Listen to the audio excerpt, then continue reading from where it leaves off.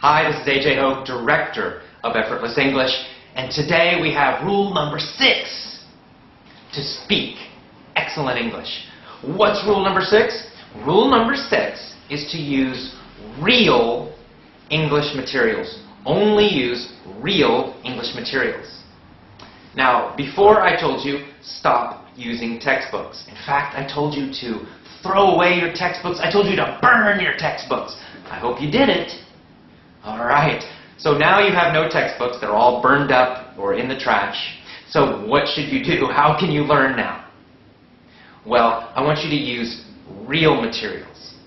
What do I mean by real materials? Well, I mean English materials that are for native speakers or that are very similar to native speaker materials. For example, when you read, don't read textbooks. Textbooks are terrible things to read. You don't want to use those. If you want to read English, and reading is great, you should read easy English storybooks, easy English novels.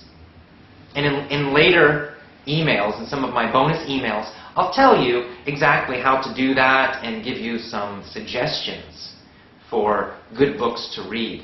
But you want to read easy English books that you enjoy. Imagine that, right? Pick something you enjoy, something that's interesting. Maybe a romance book, maybe an adventure story, something like that. It's easy, it's fun. That's the best kind of reading. So, you know that you should focus on listening.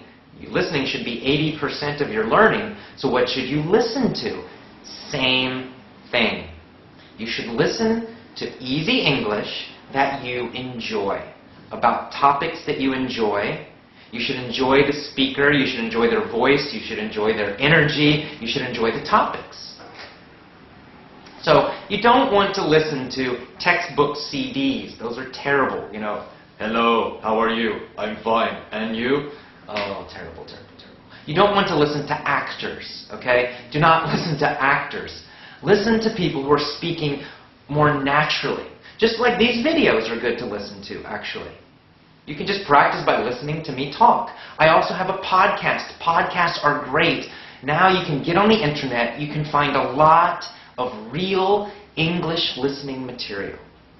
Podcasts are perfect. I have a podcast. You can go to effortlessenglish.libsyn.com. And you can listen to me talking about English, talking about learning, talking about my ideas. And it's free, it's easy. You can just listen, listen, listen. A lot of real materials. I'm just talking, and I'm a real native speaker. I'm not acting. And there's a lot of other podcasts out there.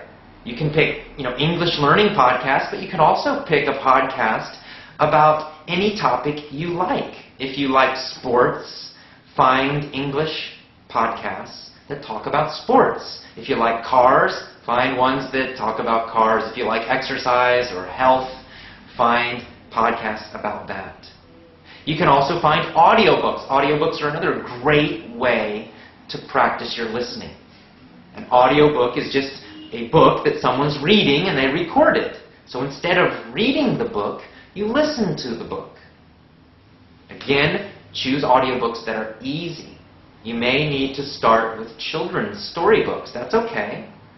Enjoy them. It's more fun than a textbook. I guarantee even listening to a children's storybook is more interesting and more fun than some boring textbook.